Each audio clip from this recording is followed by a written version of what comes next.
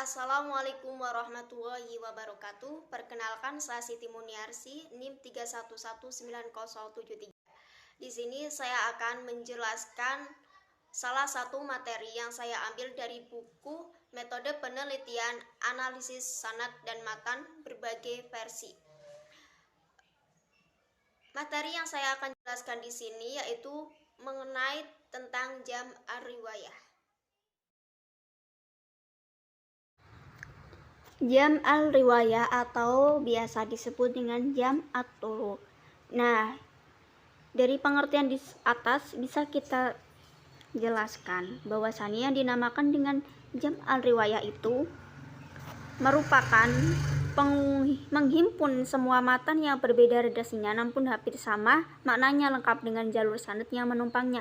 Jadi di sini kita mengumpulkan semua matan yang berbeda redaksinya, tetapi maknanya itu sama dan dilengkapi dengan jalur sanadnya.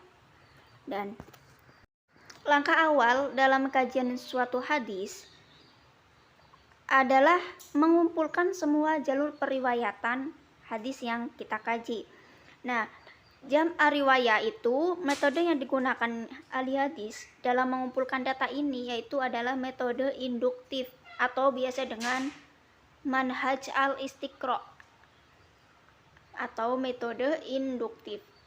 Nah, metode induktif itu merupakan metode pengambilan kesimpulan umum yang dihasilkan dari fakta-fakta khusus. Nah, metode ini itu adalah metode yang digunakan untuk menetapkan masalah-masalah yang tidak disebut secara jelas dan rinci. Jadi, metode ini itu sering digunakan oleh para ahli hadis. Kemudian, data yang beragam dikumpulkan untuk dianalisa. Data yang beragam berkenaan dengan matan dan sanad itu nanti kita kumpulkan.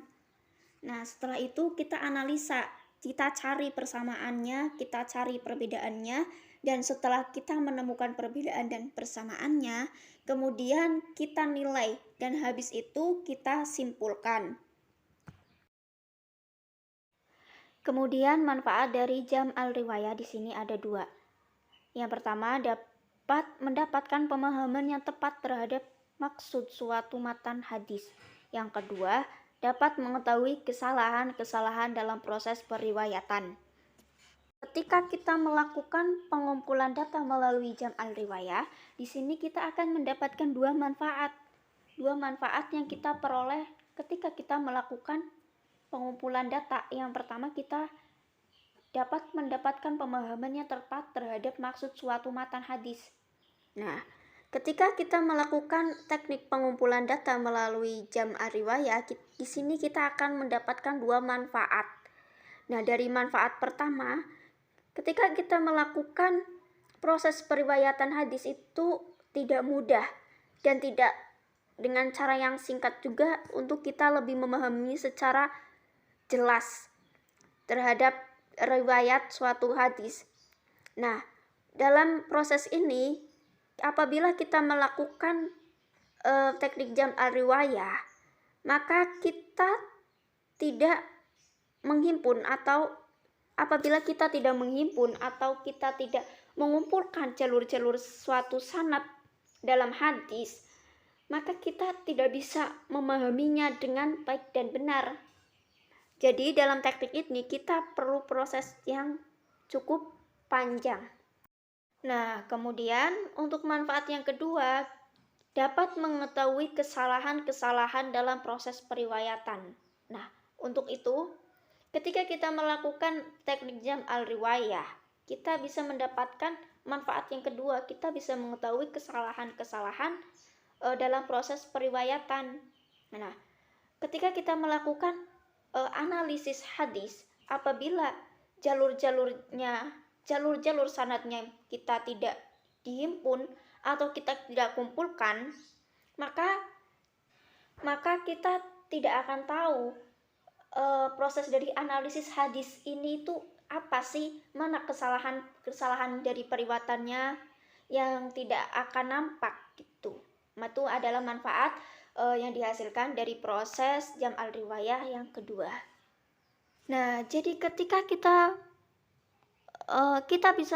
kita melakukan proses analisa melalui pengumpulan data melalui jam al-riwayah, di sini kita bisa tahu gitu dari manfaatnya. Dari kedua manfaat itu kita bisa tahu perbedaan-perbedaan dalam sanad dan matannya. Nah, kemudian setelah kita mengetahui, kita dapat menilai gitu dari kedua manfaat yang setelah kita lakukan dalam melakukan proses jam al-riwayah, di mana dalam proses ini itu sangat terasa gitu.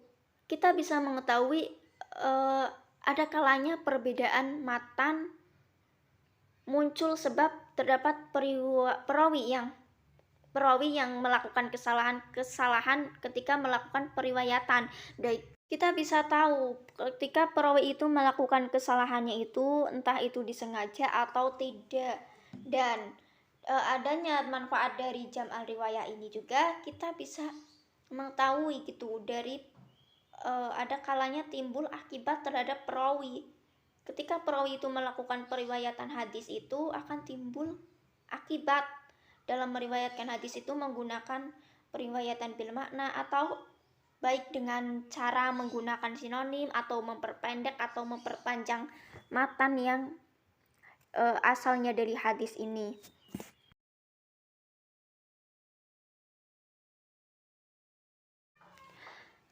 Kemudian teknik melakukan jam al-riwayah. Nah, suatu hadis yang sudah tercantum di suatu kitab primer itu pasti selalu disertai dengan jalur sanad yang menghubungkan mukharij atau jalur sanad yang menghubungkan para periwayat hadis hingga Rasulullah Shallallahu Alaihi Wasallam. Namun ada kalanya ketika kita melakukan teknik jam al-riwayah, dalam suatu hadis tersebut kita itu bisa menemukan di dalam kitab lain juga jalur sanad yang menghubungkan para periwayat hadis hingga Rasulullah itu dengan jalur sanad yang lain pula. Nah, dengan atas dasar ini untuk mendapatkan gambaran utuh mengenai para seluruh jalur sanad yang menopangkan suatu matan hadis, nah kita perlu melakukan penelusuran.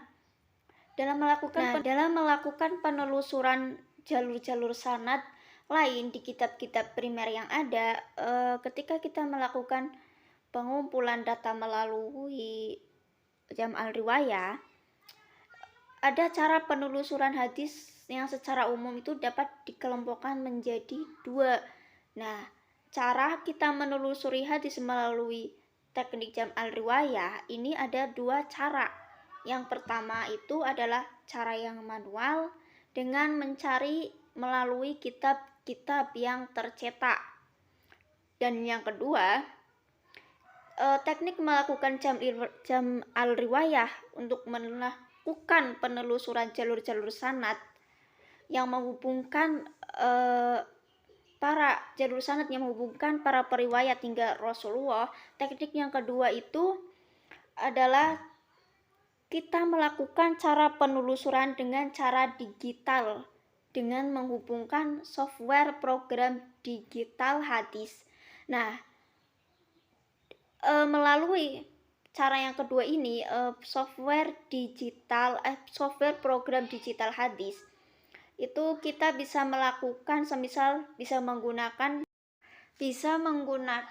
program Jawamil Al-Kalim. Nah, Jawamil Al-Kalim ini adalah salah satu software program digital yang bisa menelusuri jalur-jalur sanad. Nah, terus yang kedua adalah software program digital Al-Maktabah Asy-Syamilah. Yang ketiga itu ada Al-Dural Al-Saniyah dan masih banyak software program digital lainnya.